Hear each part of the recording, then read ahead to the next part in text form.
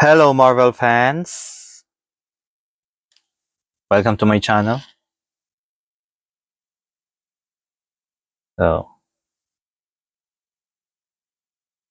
are you loving what you're seeing right now? What can you say about my babies?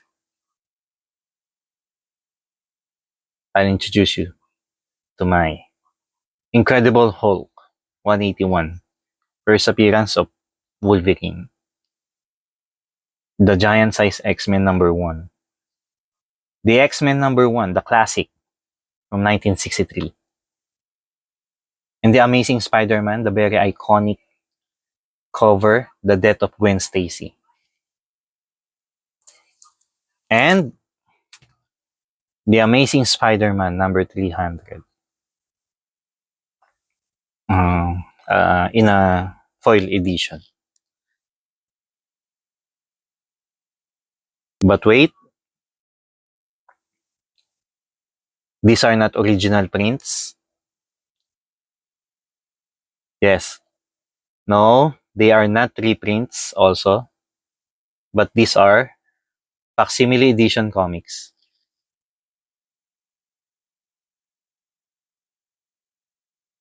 So Marvel fans, let me share let me share to everyone my experience on my first Facsimile Edition comic purchase. That some of you may have already had this experience. So it was in the year 2020 when I made the decision to make a comeback on reading and collecting comic books again. I was a I was at a comic book shop looking to buy a decent comic book flat.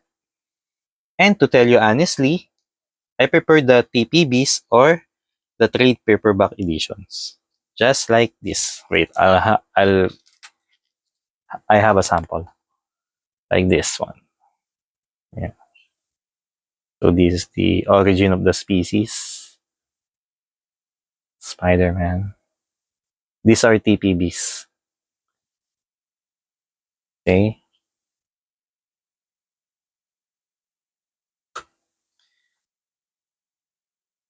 So the reason why I prefer TPBs because I hate the feeling of having to wait for the next issue to come out. And TPBs are more durable than single issues. That's why if there's a good storyline, I usually wait for the TPBs to be released rather than purchasing the single issues. I want to read in a in straight 2 hours, 2 hour reading. That's it. So going back, I was at the store, comic book store, when I noticed this X-Men number 1 on display. And I was in disbelief because when I check out the price, it's really unbelievable. Then I simply grabbed the copy and inquired the items availability because I'm thinking maybe it's just for display or something like that. Then the manager confirmed that it was a facsimile edition. So at that time, I had no idea about facsimiles. Then I learned that they were the cheaper version of the original printing. So today's video is about facsimile. But before we continue, Marvel fans, again, I'll ask everyone who are yet to subscribe to this channel, please subscribe and don't forget to hit the notification button to remind you of my videos. So, and now everyone, let's rock.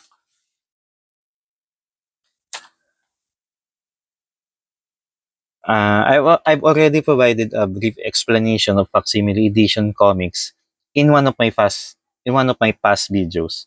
So for those who are watching, I'll simply give you some frequently asked questions concerning facsimiles. So number one, what are Facsimile Edition Comics? Facsimile editions are exact copies of vintage comic that includes every page from the original print. This implies that additional content, including letter pages, editorial columns, and the original ads, is duplicated in addition to the cover and story pages.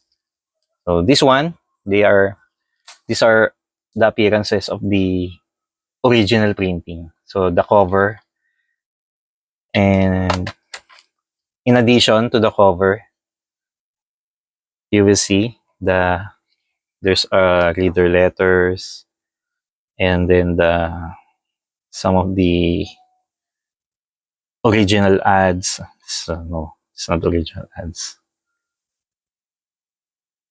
Like this one. I like the NBA original ads. I saw like this one. Yeah. These are original ads.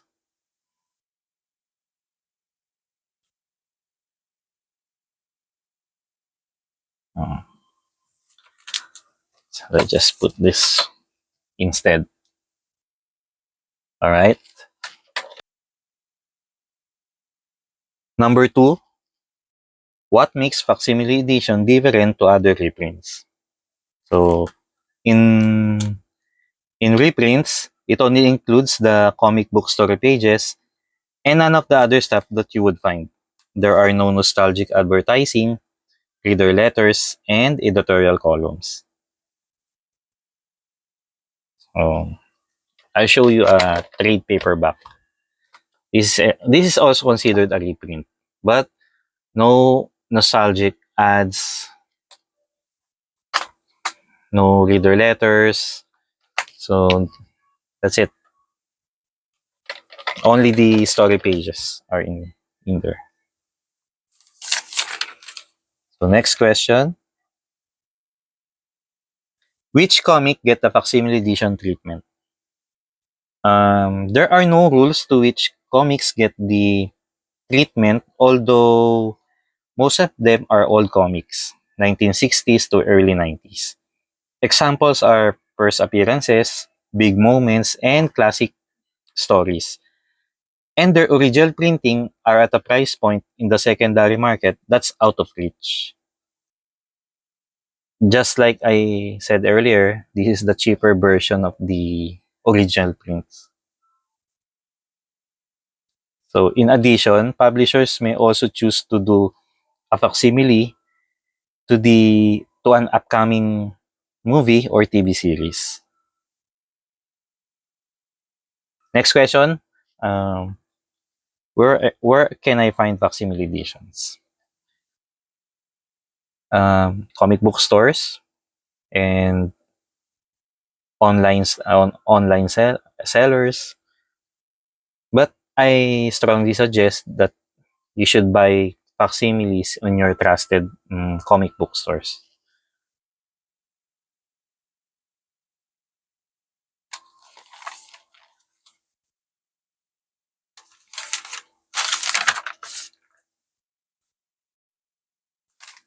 Now, let's take a look at the prices of some notable first prints edition that had a facsimile edition release. So, what are those?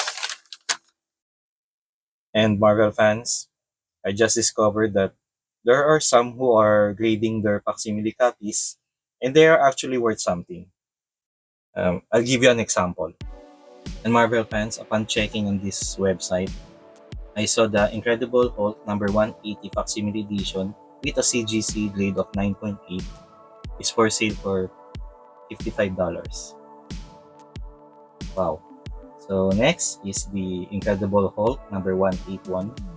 So I think we should check the price for facsimile edition of the Incredible Hulk number 1. Let's take a look. So in this, so a 9.6 grade of this issue is $30.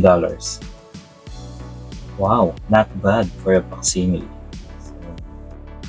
So let's take a look at the Incredible Hulk number 181 key issue, because it's the first full appearance of Wolverine.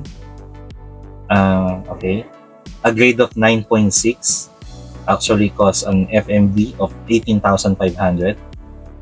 A 9.0 CGC costs 8,500, and a low grade of 2.0 is equals to $1,700. Next, The Amazing Spider-Man number 121, published on June 10, 1973. A key issue because it's the death of Gwen Stacy. Now, what's it worth?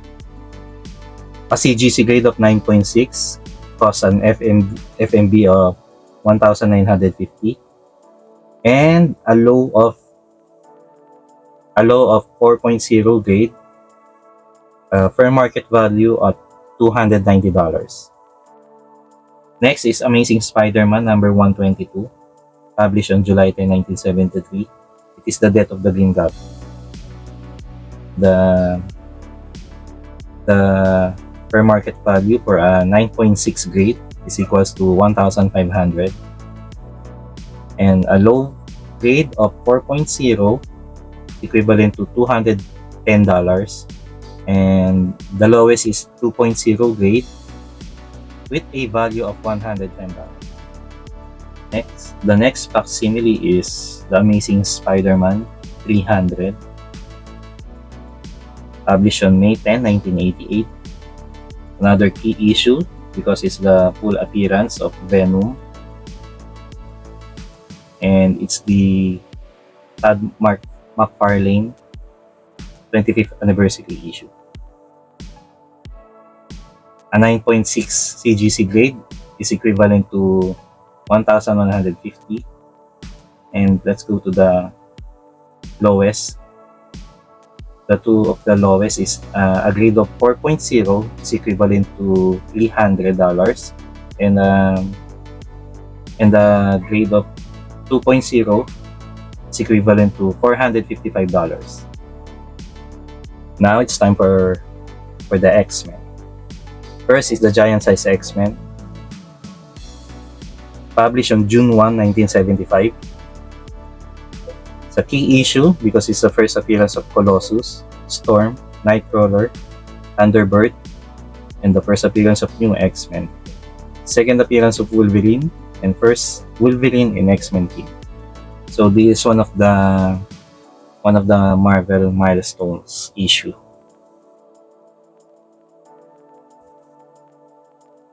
So let's take a look at the prices. A grade of 9.6 is equivalent to a fair market value of 11,500. A 9.2 grade is equals to a $5,750. And a low grade of 4.0 is equivalent to $1,750. The lowest is 2.0, is equivalent to $1,200. And now let's go to Iron Man. Iron Man number 1, published on April 30, 1968. Wow. Golden Age? Silver Age. Okay. So, it's a key issue because it's a first appearance of Iron Man. Let's check. The 9.6 CGC grade is equivalent to $7,500.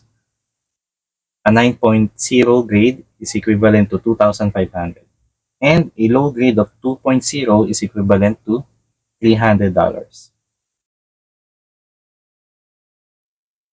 Okay, Avengers number 8, published on September 10, 1964. Another key issue, first appearance of Kang the Conqueror. Alright, so a 9.6 CGC grade has an fair market value of $19,000. An 8.0 grade is equivalent to $1,900. And a low grade of 4.0 is equivalent to $575. And the lowest is 2.0, equivalent to $325. And now, Marvel fans, just a quick reminder, if you're not yet subscribed to this channel, please do subscribe by hitting the subscribe button. And please don't forget to hit the notification icon to be reminded on my future videos. So, Marvel fans, let's go back and let's rock! Next is one of my favorite issue of the Uncanny X-Men is the Uncanny X-Men number 266. Of course, it's the first appearance of Gambit. And Marvel fans, a 9.6 grade is equivalent to $280. A low grade of 4.0 is equivalent to $95. And did you know, Marvel fans, that I've been looking for this specific title ever since it was released? Simply because I'm a fan of the animated series. And unfortunately, I didn't even get to own one. So anyway, let's go back. Another Spider-Man is Amazing Spider-Man number 129, published on January 31, 1974. The first appearance of Punisher, first appearance of Jackal. Let's take a look on what it's worth. A 9.6 grade is equivalent to $9,000. A 9.2 grade is equivalent to $3,700. And a low grade of 4 is $975. And the lowest is a grade of 2, which costs $750. Alright, next is The Amazing Spider-Man number 1, published on March 1, 1963. Wow. It's another key issue. So, are you ready, Marvel fans? A 9.6 grade. If you have this, you hit the jackpot. A 9.6 grade has a fair market value of $500. $500,000, I mean. Wow. So, a 9.2 grade is equivalent to $230,000. Let's go to the low grade. A low grade of 4 is equals to $14,000. Wow. And the lowest grade is 2 with an FMB of $8,000. Wow. Wow, that's a lot for a low grade. Okay. All right. Next, Marvel fans. Now let's take a look of some of the Avengers Facsimile Edition. So, Avengers number 9, published on October 10, 1964. First appearance of Wonder Man and also the death of Wonder Man. So, a 9.6 grade and is last sold on March 2019 is equivalent to $9,400. A 9.2 grade is equivalent to $4,300. And a low grade of 4 is equals to $230. The lowest is graded 2 is equivalent to $140. Another Avenger comic book is Avenger number 8. It's the first appearance of Kang the Conqueror, published on September 10, 1964. A 9.6 grade is equivalent to $19,000. A mid grade of 6.0 is equivalent to $1,000. And a low grade of 2.0 is equivalent to $325.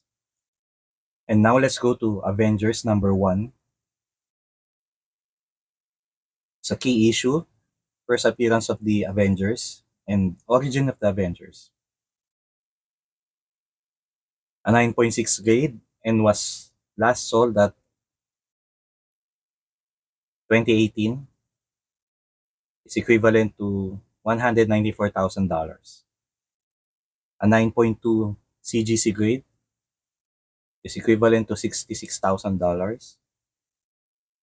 And a low grade of 4.0 is equals to $3,800. The lowest is 2.0, equivalent to 2,300. Next is The Incredible Hulk number 1, published on April 30, 1962. The first appearance of Hulk, Bruce Banner. Origin of Hulk, first appearance of Betty Ross, first appearance of Rick Jones, first appearance of Thunderbolt Ross. Now, this is one of the expensive ones. A 9.2 CGC grade is equivalent to $336,000, which is sold last 2018. A 9.0 grade is equivalent to $216,000. And now, Marvel fans, let's check the mid grade. A mid grade of 4.0 has a fair market value of $26,000. The lowest grade is 2.0 and it actually costs $14,000. And now, Marvel fans, it's time for some X-Men. X-Men number 137, published on September 10, 1980. The Death of Phoenix, a 9.6 grade, is equals to $180. A low grade of 4 is equivalent to $32. Next is X-Men number 12, published on July 10, 1965. Key issue because it's the origin of Professor X, first appearance of the Juggernaut, and origin of the Juggernaut. What it's worth, a 9.6 grade has a fair market value of $36,000. A 9.2 grade has a fair market value of $6,500. And a low grade of 4 has a value of $550. The lowest is 2, has a value of $400. And now, the X-Men number 1, published on August 31, 1963. Of course, the first appearance of Cyclops, Beast, Angel, Marvel Girl, first appearance of Iceman, Magneto, Professor X, and the very first comic issue of X-Men. So what's its worth? A 9.6 grade has a fair market value of $550,000. A 9.2 grade has a fair market value of $120,000. A 9 grade is equivalent to $82,000. And a low grade of 4 has a fair market value of $14,500. And the lowest grade of 2.0 is equivalent to $5,250. And now, Marvel fans, I'm back. And wait, I still have one more facsimile to talk about. And this copy might have shocked you when it had a facsimile edition release. But as I have said, that facsimile had no specific conditions on what comic to be released. But for me, it just did not pass the description of facsimile. For reasons that facsimile has to be an old school comics, and most of them are from the golden to silver age.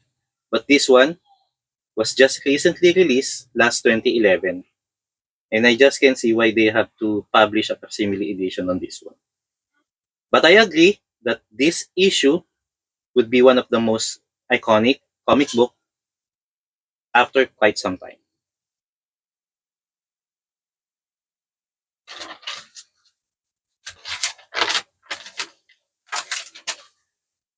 And this copy is, you guess it already, the Ultimate Fallout number 4. It's a key issue for many reasons. The first appearance of the new Spider-Man, Miles Morales, and the death of Peter Parker as Spider-Man. But why is it so early to have a facsimile release? Where are facsimile release? Where are the nostalgic ads? Well, there's still a side of me that agrees with this one because I'm a Spider-Man fan. And Marvel fans, I checked out the price of the Ultimate Fall Art number 4 in facsimile. Yes, the facsimile itself, the copy, in eBay is currently for sale for $100 and more. For this one, I don't agree because facsimile should be affordable and resellers are obviously taking advantage of it. And some resellers, I have read an article, and some resellers are not even disclosing that it is a facsimile edition comic book. So Marvel fans, be careful on what you're, um, especially when you're buying online. So because I think Ultimate Fallout, um, it really has a it really has a potential on in the future. So I don't know. Is it is releasing Ultimate Fallout in facsimile is an advantage, or does it cause more disadvantage? Okay, so that's it. Thank you. And now, Marvel fans, those are the prices of the original prints that had a facsimile release. And if you would notice, most of the valuable issues came from the 1960s. And I salute those people who still had their copies in good conditions.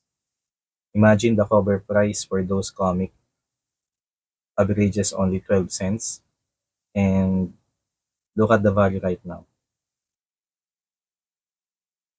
So Marvel fans, for me, I don't really mind owning a facsimile because these are the issues that I really want to have when I was a kid.